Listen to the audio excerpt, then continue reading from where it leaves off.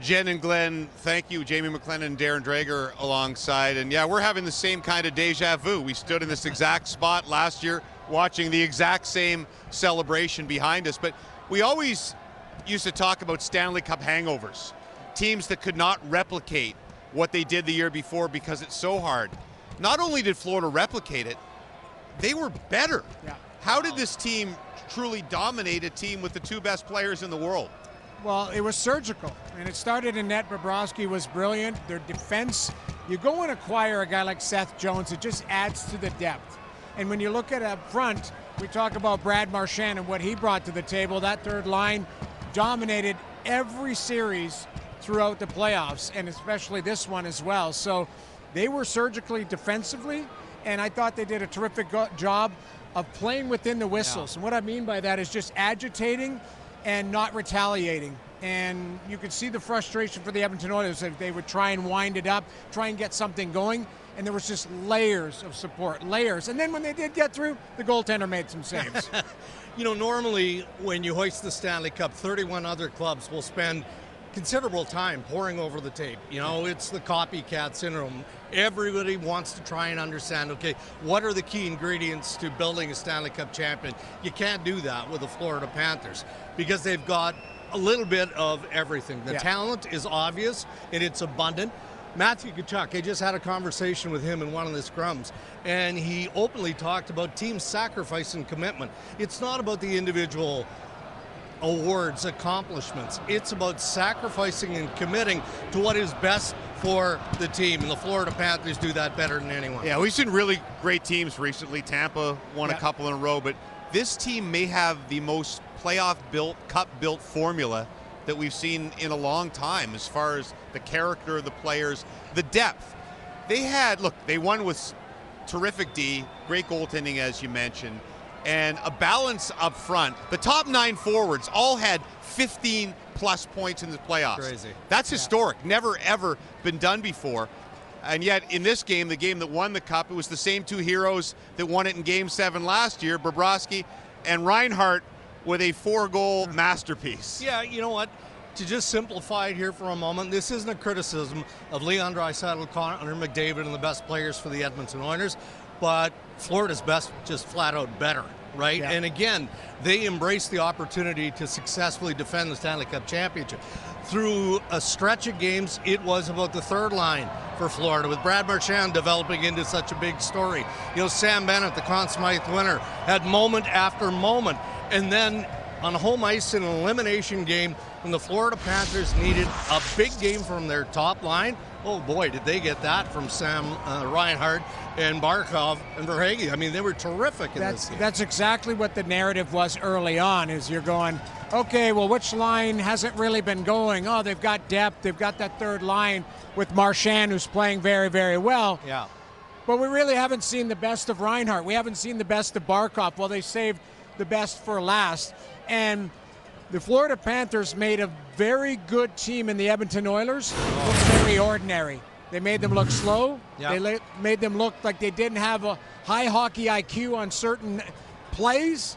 And to me, this is all about the Florida Panthers and what they were able to do consistently, layer after layer, like I mentioned it before. Just surgical, unbelievable play. I don't know if you can see Sam behind us with his family celebrating his 2nd straight Stanley Cup game-winning goal last year, 4 goals in this one.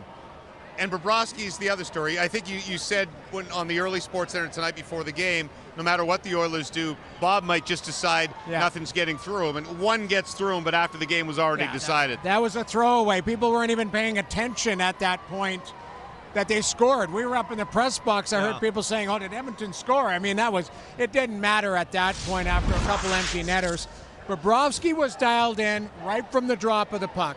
And, you know, you're right. Earlier, Sports Center, I was saying it might not matter. We might see a 40 save performance from Sergei Bobrovsky. We didn't have to make that many saves.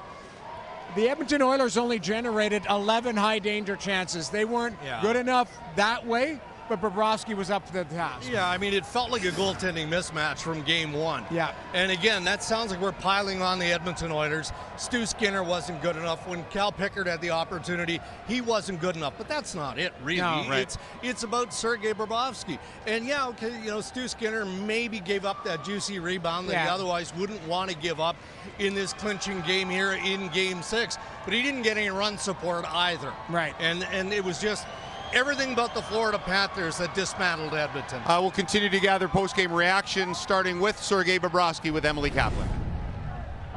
Sergei, they're chanting Bobby, Bobby right now. What has this all meant to you? I mean, they are unbelievable. So they gave me so much support, you know, throughout my career in here. I had so many ups and downs, you know, and in the beginning, especially my time here, I said, like, it probably my lowest down. So, but again, as I say, glory to the Father and to the Son and to the Holy Spirit. You know, I'm here because of the God, not because my saves or anything. You know, it's God gave me that talent, and I'm just humble and appreciated for this moment and this opportunity. There's young goaltenders watching. You mentioned the ups and the downs. Like, what can they learn from your journey? I mean, I always say you have to enjoy the game. You know, like it's probably the biggest thing. And because there is like, again, there was in my career personally, I had so many downs, you know, downs time, but you learn from them and you move from them, and it makes you a stronger person for sure. Describe what it takes mentally, physically, to win 2 years in a row. I think, you know, it takes a great group of guys. You know, every person in the locker room has played a big role. You know, we had the unbelievable atmosphere in the locker room. We love each other, we support each other, and yeah, it's a team win. It's a team win, and we had a great group of guys. How are you? All right, our first live guest is the Conn Smythe Trophy winner in Sam Bennett. I was talking to you last year, 11 years since the draft. Now you're a two-time Stanley Cup champion and a Conn Smythe winner. What is this moment like? Yeah, it's a moment you always dream about, but I haven't even been able to process it yet. I mean, we worked so hard for this moment. This team is it's a remarkable team that we have. We're so close, and I'm so proud of all the guys. This is you know, one of the most fun years I've ever had, and one of the hardest years I've ever had. But it was all worth it. They say there's nothing like the first, but is this equally sweet, or perhaps more? It's definitely equally sweet. I mean, I didn't know how hard it was going to be to win a Stanley Cup, and then after we won the first one, I realized how hard it was, and the second one was not easier at all. So. It takes a lot, but it really is the best feeling in the world. I don't know how else to describe it. Sam, what is it about your style of play that just translates to find another level in the playoffs? I mean, everyone always asks me that. I don't really have an answer. I'm just willing to do whatever it takes to win. And I think my dad always ingrained in me when I was a little kid that I perform best in the playoffs, and I think I've just believed that my entire life. And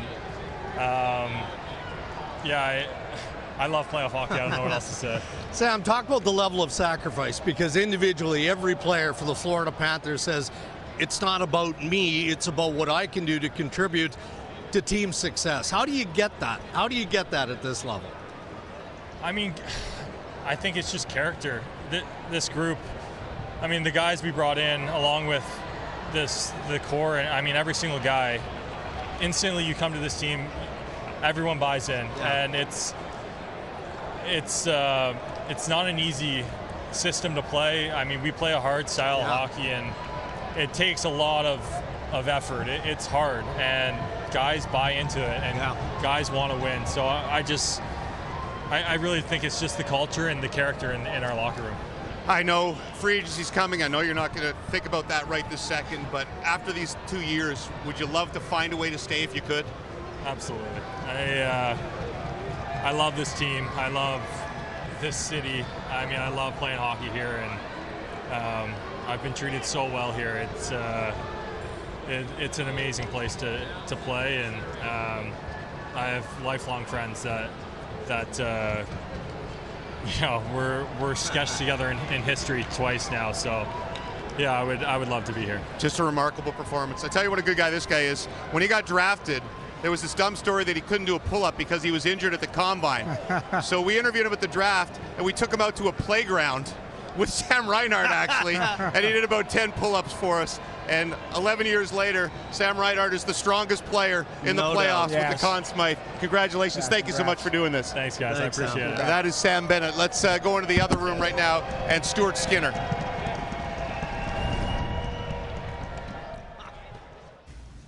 What's it like processing the emotions of this moment?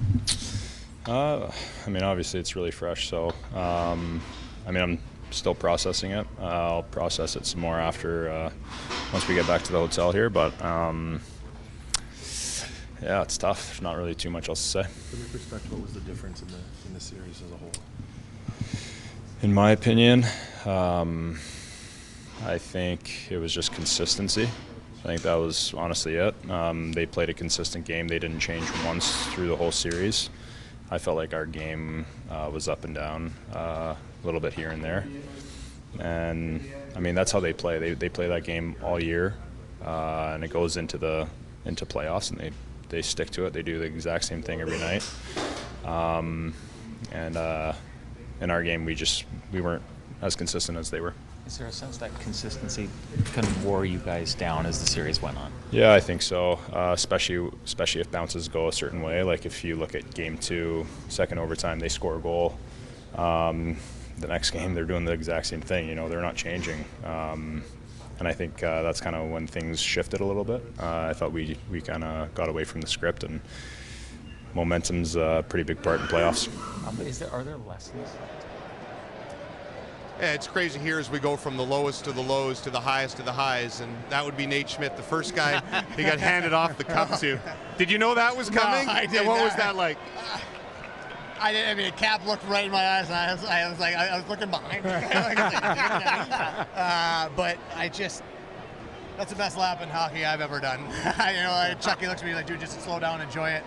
And I bench press my son over my head sometimes, and it's not nearly as heavy as that thing is, but it's fantastic. Oh my gosh. Was there any, conversation this morning saying, guys, like, we're not getting on that plane for Game 7? Well, you know what? Our group just has such a calm demeanor to it. You wouldn't have known that we were going and playing an elimination game tonight. Like, guys are walking around, cracking jokes, just keeping it light. That's just this team's quiet confidence that they have in each other, and it's just and just big-time players, Sam Reinhart just skates by. Hey, what's that? A 4-spot. Hey, this is by far the winningest panel we've ever had. Oh my God. A 4-spot, no problem.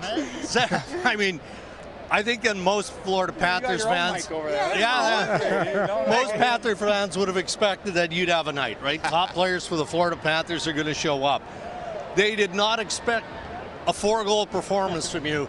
Is this something you dreamed of at some point, or is just winning the trophy and moving on? Yeah, I mean, it almost takes the pressure off us. We know we got someone that's going to step up every night, and that's what it takes to be here. So it almost takes the pressure off everyone knowing that someone's going to be that guy. Nate, it's such a journey for you. I mean, you get bought out by the Jets, and I mean, you tell me, were you wondering if your career was done, and then a year later, here you are hoisting the Stanley Cup? You never know at that moment. I have a lot of respect for Chevy and Mark Chivin and Winnipeg. We talked a lot about, when I first went there, they said, hey, we'll give us a couple of years and we'll figure it out for you in the 4th year. It just gave me a chance to come here, right? You just never really know what your career is going to do after something like that happens. But it was just amazing to reunite with Paul and this group. It was such a group that you just walk into and just feel like you're right at home, and it's an amazing part. One more to Sam and then let him go. Yeah, we'll let you go here quickly, but Nate talked about this group, how special this team is. The fact that you can park the individual stuff because it's the sum of the greater good, right? Take us into that room and just how confident this team was coming into this elimination night. Yeah, I mean, Nate can attest to this. We were a hell of a lot more confident coming in tonight than we were last year. You kind of learn from your mistakes. Right. We build a game for this night all year, And it's just a simple game, and everyone's on that same page, and I think you could see it right from the start. Have fun with your family. Thank you, will do. And Nate Schmidt had to wake up his son Harvey, who looked at him and said, "What's going on, Dad?" He looked at me like you doing? Let me go back to bed. I was like, dude, look at this thing I got in my hands. You'll have the video Sunday. He's got these little figurines at home that he plays with all the time, and I'm like, one of them's like with Marc-Andre Fleury. He's got the cup, and I was like, "Hey, we're gonna play for that night." He's like, "Okay, cool." Hey, go see him. Yeah, well, thank you guys. Congratulations. Thank you so much. Seth, come on right in here. Oh, hey, Seth. What's up? Seth Jones joins us. Congrats. How are we doing? We were just talking to Nate about how special a moment it is that they decided to give the guys who won their first the cups right away, and you were right after him. What was that moment like, and was it everything you dreamed of? It sure was. It sure was. And I think you guys hear a lot of stories about how special this team is off the ice, and that's just another sign. You see it firsthand. I had no idea they were going to do that. And when the cup came to me, I mean, it's just 30 years of dreaming about lifting the Stanley Cup. It all just happens at one time, and the moment is just incredible with family here. They're a big part of this as well, and just such a humble group, selfless group, and special. So how quickly did it take for you to settle into this group coming over from different organizations, and did you feel at home right away? I felt at home. The system was a little bit difficult, or I wouldn't say difficult, it was just different than what I was used to. Right. Forces the D to really get up and gap up and a lot of more man-on-man, which I haven't played in my career. So that was different. So I give a lot of credit to the coaching staff, showing me so much video. I'm doing video every single day for a few weeks when I first got here about the system, where you need to be, there's certain routes that you have to run. But once you get the hang of it, it's really about trusting your instincts at the end of the day, trusting your feet, trusting your playmaking ability, and that's what I tried to do. Among the compliments that you're going to hear, Winners captain Connor McDavid talked about how difficult it was to play against you guys, because as hard as they tried, and they tried pretty hard, they just couldn't get through that team concept. And how important was that, obviously, in knowing that McDavid was going to bring it, Draisaitl was going to bring it, and others? They're special players. I mean, and it's hard to slow them down, or it's hard to stop them, but you just try to slow them down. Yeah. They're going to get their chances. They're going to get their looks. We try to stay out of the box. That was very important for us tonight, because we know how dangerous that is. But if you got to trust the guy next to you, that's what this is all about. Trusting the guy next to you to do his job, and that's the only way it works. No knock on the Blackhawks, but you go from the lowest to the low to the highest of the high within a few months, which is truly remarkable, isn't it? Yeah, complete 180. Yeah, complete 180. Nothing against that organization. I can only speak for the situation I'm in now. Of course. I'm so happy that there are a lot of moving parts in that trade. Of course, big shout out to Kyle Davidson and Bill Zito and both organizations for making that move, and this organization for believing in me, right, and what I could do, and Mo, and it's just it's insane. Feels like that was ages ago. Yeah. First half of the season. Listen, go celebrate with your family. Congratulations again. Thanks, James. Appreciate it. Seth Jones, who is now a Stanley Cup champion. Here comes Bill Zito. We talked the other night down in the hallway about the stress of these playoffs, and sometimes when they show you in the box, how you wear it on your face, maybe as much as any general manager. What is it like when that stress is finally relieved? Yeah, and you hoist? It's pretty funny because I take a lot of the heat, and Roberto is he's under the counter. So, he just stays out of camera view. Hey, I am who I am. I'm not going to apologize. No. I love Strong. But it's a relief. It's a relief. Do you feel like this team was better than last year, the way you built it? I don't know. It's a hard one because you only remember all the good things, right? Yeah. You don't remember the turnover. You don't remember the hard times, right? Like, oh, this is the greatest. We're gonna, So, I don't know. I apologize, but I'm. So take us into your office here this season, right? I mean, so many different things that go into the building of a Stanley Cup champion. But as general manager, you acquired at least two very significant pieces. First, of course, being Seth Jones from the Chicago Blackhawks. Then right at the deadline, you bring in a spirited, impactful leader in Brad Marchand. So as impactful as they are on the ice, the fact that if you came into our room this morning and you had never been, you didn't know, you wouldn't have been able to tell that those were the new guys. Really? And so the way that they have figured a way to fit in and the way that the teammates have pulled them in and still collect that collective, the team, the single entity, I think that speaks volumes as far as the character of those guys and the character of the room. Marchand will go down probably now as the greatest trade deadline acquisition ever. Butch Goring helped the Islanders and started the dynasty, but he didn't score 6 goals in the Stanley Cup final. The single greatest trade deadline acquisition in history. That's a statement. Yeah, it wasn't really a question. I just thought you'd go, wow. Where's Marchand? I kind of ran. T-shirt, Bill. I kind of ran out of questions with that. I got one for him. No, but I mean, it's hey, a lot of times good fortune just kind of happens. Yeah. How well do you sleep knowing that you got Bobrovsky back there? What a special guy. And the way he prepares, like, he's Legion, right? He's known around the league for his preparation, his work ethic, his professionalism. But it does give you a little bit of a sense of confidence that, like, okay, listen, if there's any chance in the world this guy has it, okay, he's got it. Yeah. Right? And of course, pucks are going to go in and all that stuff, but it's very comforting. I'm sure you watching can appreciate what I'm saying. I watch Louis a lot. This is probably the last thing you want me to ask you, and you can tell me to get lost. Uh-oh. But you got 3 big name free agents. How quickly do you get into that? Can you bring possibly them all back? Can you bring 2 out of 3 back? I think we can bring them all back. Really? Yeah. With sizable hometown discounts? Let's just leave it at that. Listen, go celebrate. Congratulations. You got a lot of work to do. Thank you, guys. Bill Zito, the general manager of the Florida Panthers. Wow, what a job. Oh, my God. Like, too modest to say, but those acquisitions are unbelievable. Your statement was right, though. It was a correct statement. It wasn't a question. No, but his comment in answering that question that he thinks they can bring all 3 guys back is incredible. Yeah. It's incredible. Well, you analyzed this. Can he? Is he realistic about that? He'll want to, well, for sure. Well, we know the salary cap is going up. I am not going to question anything that Bill Zito does because he is one of the most creative general managers we've seen in a long, long time. But on the open market, for Sam Bennett, who said he very much wants to stay in Florida, but you're talking about a $10 million player on the open market. Brad Marchand, again, we've reported he wants 4 years at $8+ million. Ekblad. Aaron Ekblad on the open market. Those are bigger tickets. Now everybody's going to have to take a little bit less if you're keeping But why all would 3 you want to leave? Or you're moving pieces out. Right. Yeah. That's the difference. You just mentioned it.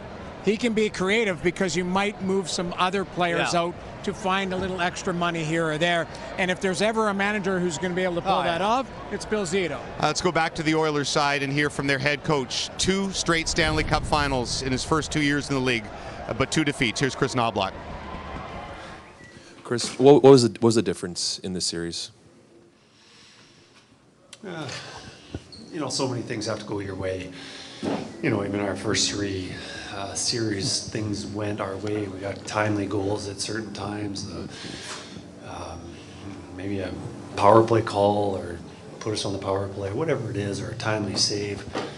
I don't think any time during the series we were able to do that. And you look at even tonight, I thought we had a good start. We make a mistake, and now we're down 1-0. We had chances to score early. We didn't. Like the goal that we got at the end of the game obviously didn't mean anything, but certainly we felt like we're in that opportunity to get a break like that earlier, and we never got those breaks. So, and it's tough. You got to play to get those breaks, but I just felt that a lot of times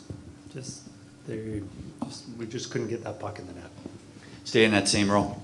Kris, Connor said earlier in the series that you didn't feel you'd played your best game, but it was coming. Leon said, I think it was today that didn't feel like your best game had been there.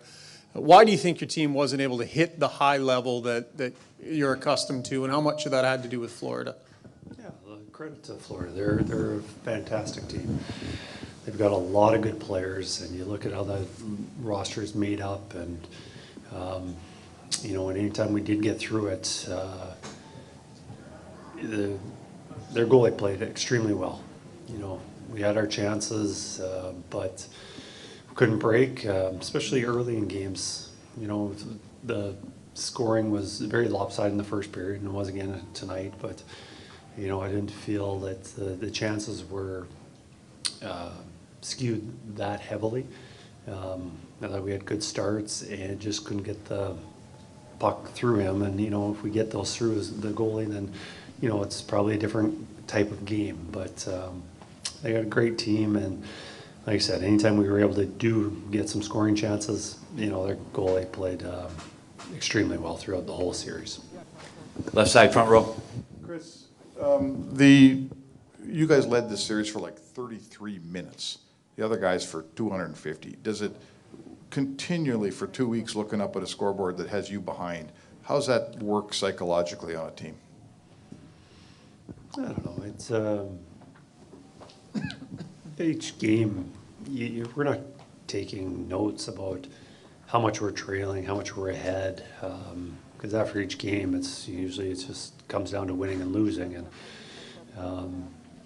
you know, just it makes it really hard when you don't have a lead to overcome a really good team and a really good team with a good goaltender. So,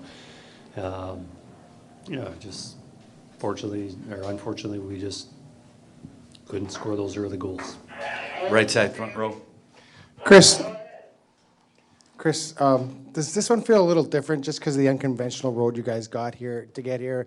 So many injuries at the end of the season. A lot of people didn't expect you to get past Los Angeles, and then just to get here and you know, come up against a good team like that. No, there's no silver lining to this. It's still heart-wrenching. It's very difficult to handle right now.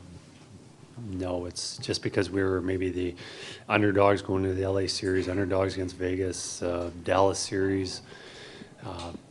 It hurts right now, and I don't think it's going to let up for a while. Right side, second row. Another two-time Stanley Cup champion in Aaron Ekblad. The first one always seems so hard, but repeating is usually harder. Was it a little bit easier because you knew what to do because you went through it last year, or more difficult? Yeah, I think obviously the process of going through it with Vegas and them, you know, killing us, handing us our lunch, that experience, you know, made it so that we could win last year. And then all the things that we went through last year, we talk about it all the time. It's important for us as a team. We wanted to talk about it as much as possible and use those experiences to our advantage this year. Ask Sam Bennett if there was conversations about, guys, let's wrap it up here because we don't want to get on the plane to try and play a Game 7. I mean, you look at the leadership in the room. Talk about lessons learned last year and not letting them off the mat. Was that the thought process all day? Absolutely. I mean, obviously we play tight defensively. That's our game, and that's all we came into tonight thinking. It wasn't, you know, go out and win the Stanley Cup. It was get to the first TV timeout. So, you know, taking it in strides and you know, playing it ship by ship. It's so cliche, but it's what we had to do. It's not an easy game when you're playing against some of the best players in the world.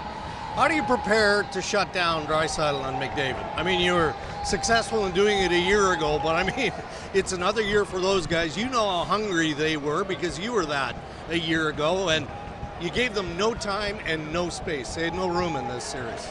Yeah, I mean, it's a five-man unit for that, and it's a goalie making incredible saves. I mean, what Bob does on a nightly basis is insane. But it's a center, you know, swinging with their speed every time and bumping them, and you know you're going to get beat. Connor, my jock strap's still, you know, 4 rows up and at Rexall, so, or, you know, whatever the arena is called. It's so, yeah, insane. You know, trying to prepare for them is nuts. Yeah, just come on in. Come on, you go ahead. Celebrate. Aaron Ekblad.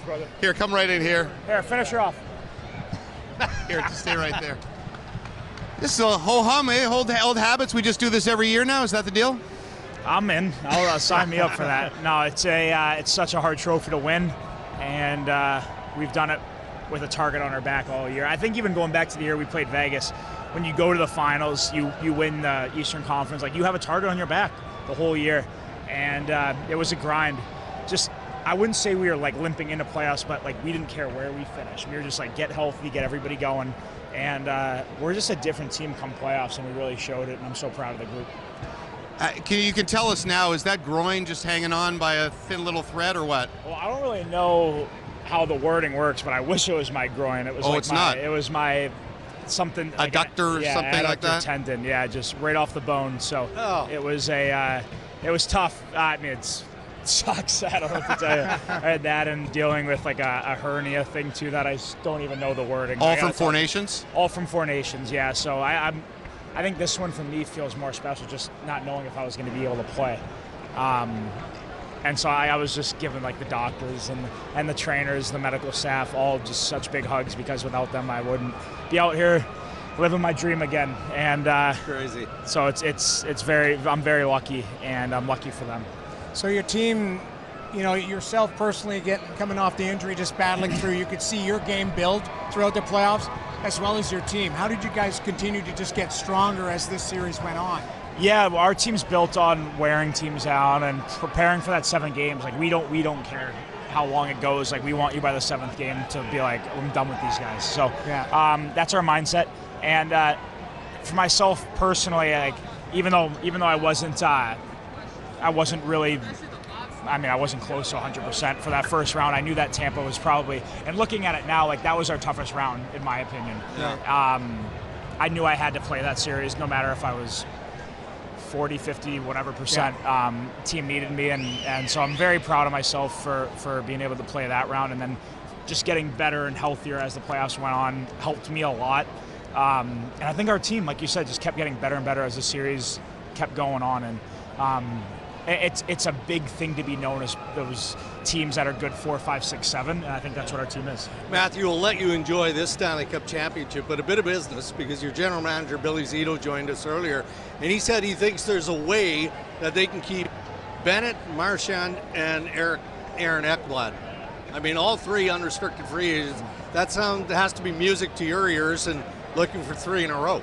Yeah, I mean, that's music to my ears. I mean, Billy probably can't stand me because I'm the guy that tells those guys, like, you better make as much as you possibly can, whether that's here or somewhere else. And, like, I'm a big believer. Like, I'm all player guy. Like, you better go out there and get that Brinks truck backed up right in your front yard. So I'm so happy for those guys. How can you picture a better contract year for those 3? So very, very happy for those guys, whatever ends up happening. But for myself, being here for hopefully many, many, many, many more years, like obviously I'd love for them to stay, but it's more than that, and I hope that they whatever decision they make, they're happy with it. Bringing a guy like Marshy in, does it take a little pressure off you having to be the guy that gets underneath everybody's skin? I mean, I went about it the same way, but it's nice having the king rat in the league come to your team.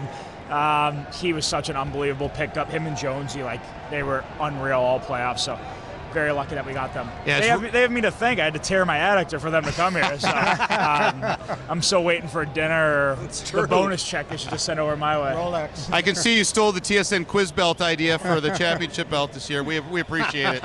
Listen, congrats. Isn't the same. But I guess we'll see you again next year. Yes, thank you guys. Matthew Tkachuk, now a 2-time Stanley Cup champion. Remarkable to hear these guys. It's wild. Like I say, it's just. You heard Connor McDavid say it afterwards, is that I think, last year it was shock from the Oilers. Yeah.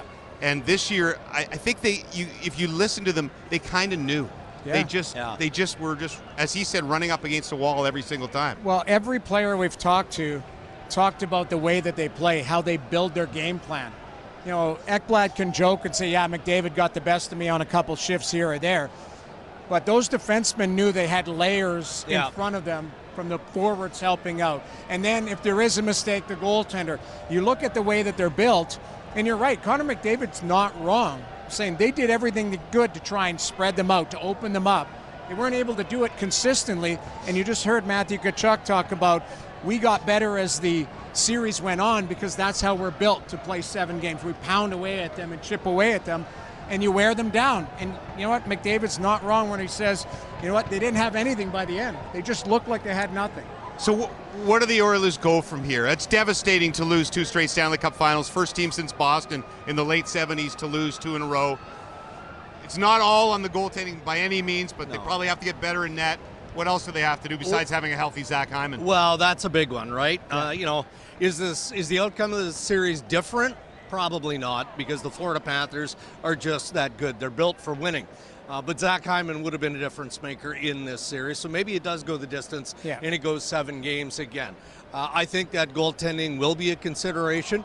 We talked a lot about it leading up to the trade deadline. Stan Bowman and the Edmonton Oilers didn't feel it was needed because this is the same tandem that helped Edmonton to Game 7 a year ago. But I'm sure they'll look for speed and they'll look for depth up front. So the drought continues for Canada now at 32 years. Another Canadian team losing in the Stanley Cup final. And I tell you what, all from the Vancouver in '94 and Calgary, Ottawa, and on it goes. Vancouver in 11, Montreal, and back-to-back now for the Edmonton Oilers. And I tell you what, Minnesota has the nickname the state of hockey, but the state of Stanley right now is Florida. 6 straight Stanley Cup finals and 4 cups between the Lightning and now the defending Stanley Cup champions, the Florida Panthers.